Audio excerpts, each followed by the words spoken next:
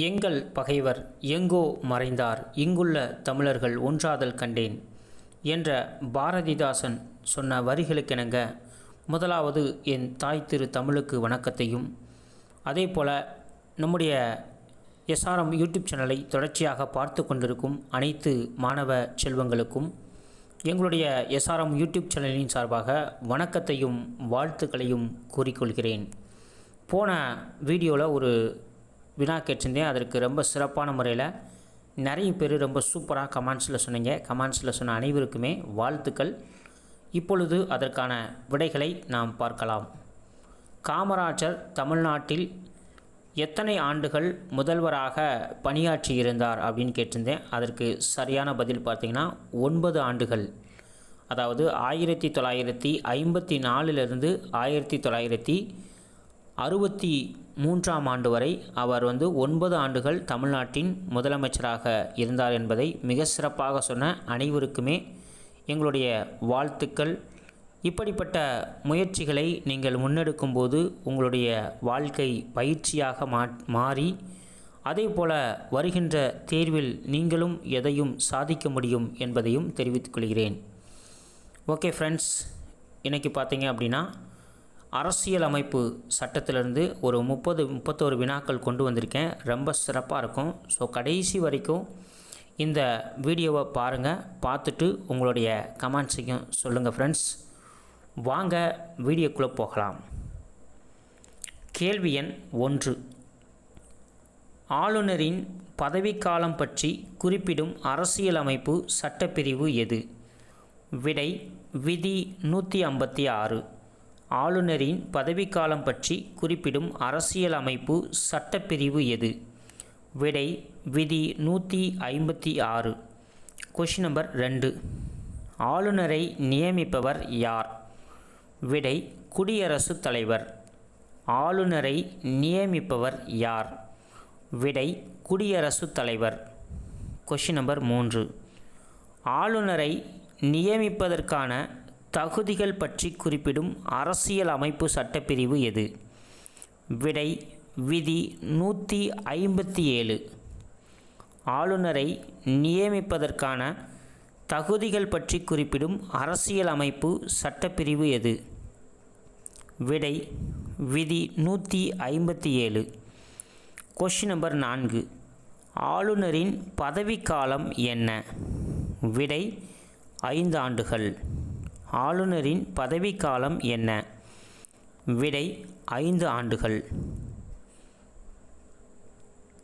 Question number 5. இந்திய அரசியலமைப்பு சட்டம் எழுதி முடிக்க எடுத்துக்கொண்ட காலம் என்ன? விடை 2 ஆண்டுகள் 11 மாதம் 18 நாட்கள். இது அப்படியே ரிப்பீட்டடாக கேட்டிருக்காங்க. ஸோ கவனமாக பார்த்துக்கங்க. பல முறை கேட்டிருக்காங்க. சரியா? இந்திய அரசியலமைப்பு சட்டம் எழுதி முடிக்க எடுத்துக்கொண்ட காலம் என்ன? விடை 2 ஆண்டுகள் 11 மாதம் 18 நாட்கள். சரியா? Question number 6. இந்திய அரசியலமைப்பு சட்டம் எத்தனை நாடுகளிலிருந்து பெறப்பட்டது? விடை 60. இந்திய அரசியலமைப்பு சட்டம் எத்தனை நாடுகளிடமிருந்து பெறப்பட்டது? விடை 60. Question number 7. இந்திய அரசியலமைப்பு சட்டத்தின் சின்னம் எது? விடை யானை. இந்திய அரசியலமைப்பு சட்டத்தின் சின்னம் எது? விடை யானை. Question number 8. இந்திய அரசியலமைப்பு சட்டத்தின் தந்தை என்று அழைக்கப்பட்டவர் யார்? விடை அம்பேத்கர். இந்த கொஷின் ரிப்பீட்டடாக இருக்குது. அதே மாதிரி ஒவ்வொரு டைமும் ஒவ்வொரு டிஃப்ரெண்ட்டாக கொஷின் கேட்டிருக்காங்க. சரியா? அதனால் எப்படி கேட்டாலும் அடிக்க கற்றுக்கணும். அதுதான் நம்முடைய டெக்னிக்கல். சரியா? இந்த கொஷினை எப்படி கேட்டிருக்காங்கன்றத ஒரு சின்ன விளக்கம் கொடுக்குறேன். இந்த கொஷினை இன்னொரு முறை சொல்லிவிட்டு பாருங்கள். இந்திய அரசியலமைப்பு சட்டத்தின் தந்தை என்று அழைக்கப்பட்டவர் யார்? விடை அம்பேத்கர். இதுவே எப்படி கேட்டிருக்காங்கன்னா, ஒரு முறை அரசியலமைப்பு சட்டத்தின் சிற்பி யார் அப்படின்னு கேட்டிருக்காங்க. இன்னொரு டைம் பார்த்திங்கன்னா இந்திய அரசியலமைப்பு சட்டத்தின் வரைவு குழுவின் தலைவர் யார் அப்படின்னு ஒரு முறை கேட்டிருக்காங்க. அதே மாதிரி இந்தியாவின் முதல் சட்ட அமைச்சர் யார் அப்படின்னு கேட்டிருக்காங்க. அதே மாதிரி இந்திய அரசியலமைப்பு சட்டத்தின் தந்தை அப்படின்னு கேட்டிருக்காங்க. சரியா? ஒரு கொஷினை எப்படி கேட்டாலும் இன்டைரக்டாக கேட்டாலும் நமக்கு அடிக்கக்கூடிய அளவுக்கு உங்களுடைய அறிவு திறமையை வளர்த்து கொள்ளுங்கள். ஓகேவா ஃப்ரெண்ட்ஸ்? அடுத்து கொஷின் நம்பர் 9. பொறுத்துக. இங்கிட்டு பார்த்தீங்கன்னா குழுவினுடைய நேமு கொடுத்துருக்காங்க.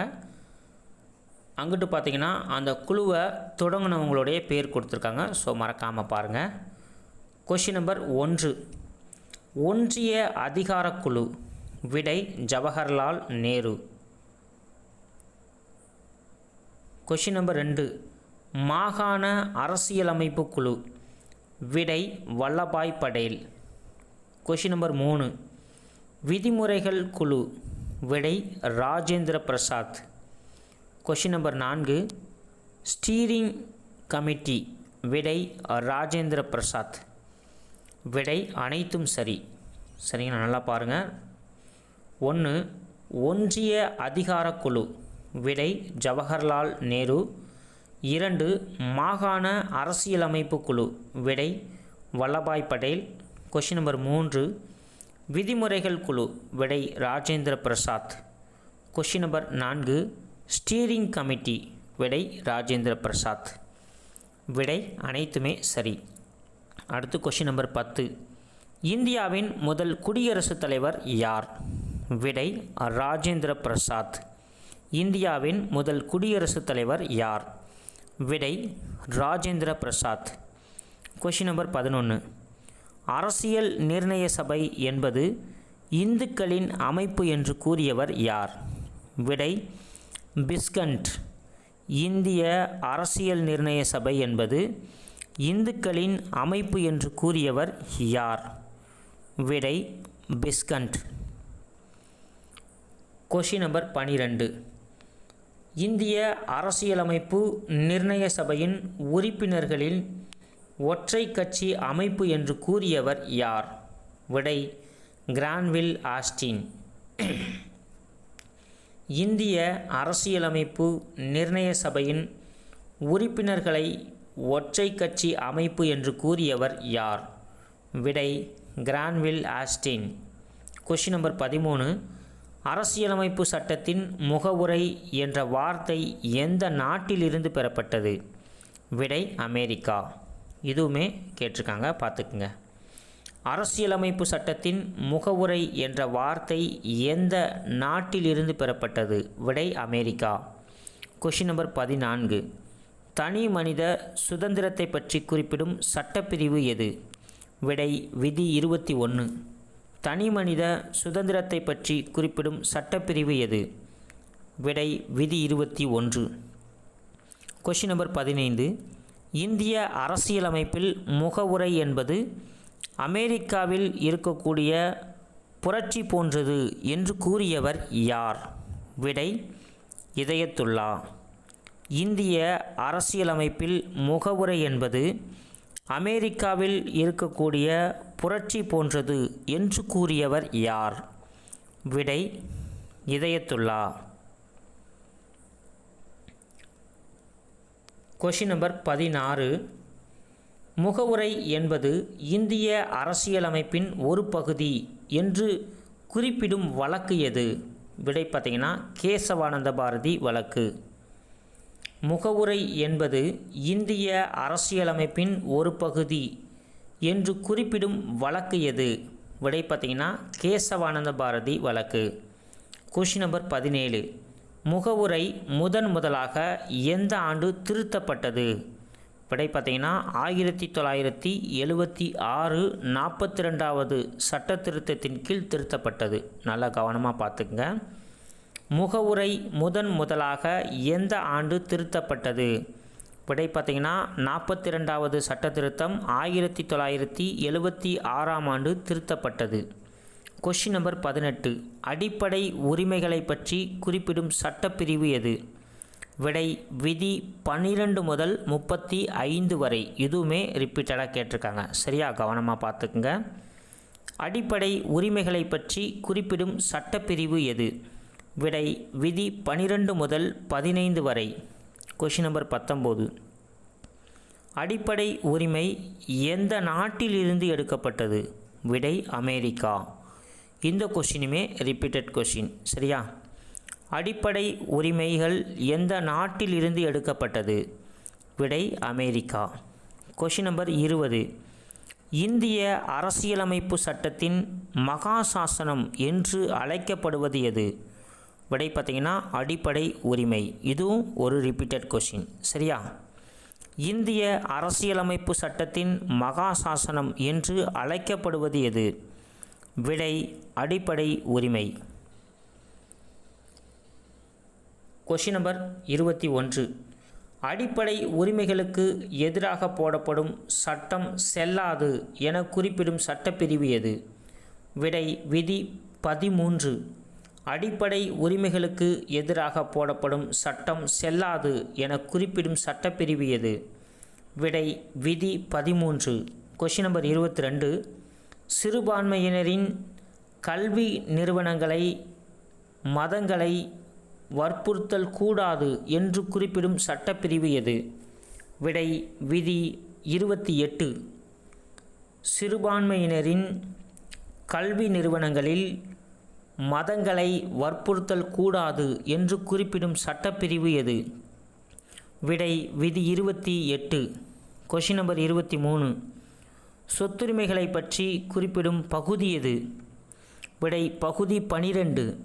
சொத்துரிமைகளை பற்றி குறிப்பிடும் பகுதி எது? விடை பகுதி 12. Question number 24. 44வது சட்ட திருத்தம் எந்த ஆண்டு நீக்கப்பட்டது? விடை பார்த்திங்கன்னா 1978. இதுவுமே ரிப்பீட்டடாக கேட்ட கொஷின். 44வது சட்ட திருத்தம் எந்த ஆண்டு நீக்கப்பட்டது?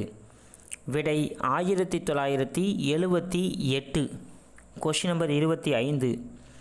சொத்துரிமை தற்போது எந்த சட்ட திருத்தத்தின் கீழ் வைக்கப்பட்டுள்ளது? விடை விதி 300A. சொத்துரிமை தற்போது எந்த சட்ட திருத்தத்தின் கீழ் வைக்கப்பட்டுள்ளது? விடை 300A. Question number 26. அரசியல் அமைப்பிற்கு உட்பட்டு தீர்வு காணும் உரிமை பற்றி குறிப்பிடும் சட்டப்பிரிவு எது? விடை 32. இதுவுமே ஒரு ரிப்பீட்டட் கொஷின். அரசியல் அமைப்பிற்கு உட்பட்டு தீர்வு காணும் உரிமை பற்றி குறிப்பிடும் சட்டப்பிரிவு எது? விடை விதி 32. Question number 27. 6 முதல் 14 வயதிற்குட்பட்ட அனைத்து குழந்தைகளுக்கும் கட்டாயம் கல்வி வழங்கப்பட வேண்டும் என்று குறிப்பிடும் சட்ட திருத்தம் எது? விடை பார்த்திங்கன்னா 86வது சட்ட திருத்தத்தின் கீழ் 2002ஆம் ஆண்டு வாஜ்பாய் அவர்களால் இந்த திருத்தம் கொண்டு வரப்பட்டது. நல்லா கவனமாக பார்த்துங்க. 6 முதல் 14 வயதிற்குட்பட்ட அனைத்து குழந்தைகளுக்கும் கட்டாயம் கல்வி வழங்கப்பட வேண்டும் என்று குறிப்பிடும் சட்ட திருத்தம் எது? விடை பார்த்திங்கன்னா 86வது சட்ட திருத்தம் 2002ஆம் ஆண்டில் வாஜ்பாய் அவர்களால் இது கொண்டு வரப்பட்டது. சரியா? Question number 28. அரசு வழிகாட்டும் நெறிமுறை கோட்பாடு எந்த நாட்டிலிருந்து எடுக்கப்பட்டது? விடை அயர்லாந்து. இதுவுமே ஒரு ரிப்பீட்டட் கொஷின். அரசு வழிகாட்டும் நெறிமுறை கோட்பாடு எந்த நாட்டிலிருந்து எடுக்கப்பட்டது? விடை அயர்லாந்து. Question number 29. பொறுத்துக. இங்கிட்டு பார்த்தீங்கன்னா ஒவ்வொரு உரிமைகள் கொடுத்துருக்காங்க. அங்கிட்டு அது எந்த விதியில் கொண்டு வந்திருக்காங்க அப்படின்ற விதியும் கொடுத்துருக்காங்க. சரியா? கவனமாக பார்த்துக்குங்க. இதை அப்படியே கேட்டிருக்காங்க பொறுத்துக்கையில். சரியா? அதனால் நீங்கள் எப்படி கேட்டாலும் தரமாக இதை பார்த்துட்டு பதில் சொல்ல கற்றுக்குங்க. சரியா ஃப்ரெண்ட்ஸ்? Question number 1. சமத்துவ உரிமை. விடை 14 முதல் 18 வரை. விதி 14 முதல் 18 வரை. சுதந்திர உரிமை. விடை விதி 19 முதல் 22 வரை. 3 சுரண்டலுக்கு எதிரான உரிமை. விடை 23 முதல் 24 வரை. 4 மத சுதந்திர உரிமை. விடை 25 முதல் 28 வரை. 5 கலாச்சாரம் மற்றும் கல்வி உரிமை. விடை 29 முதல் 30 வரை. விடை பார்த்தீங்கன்னா அனைத்துமே சரியா? ரொம்ப கவனமாக பார்த்துங்க. 1 சமத்துவ உரிமை. விடை விதி 14 முதல் 18 வரை சொல்லுது. 2 சுதந்திர உரிமை.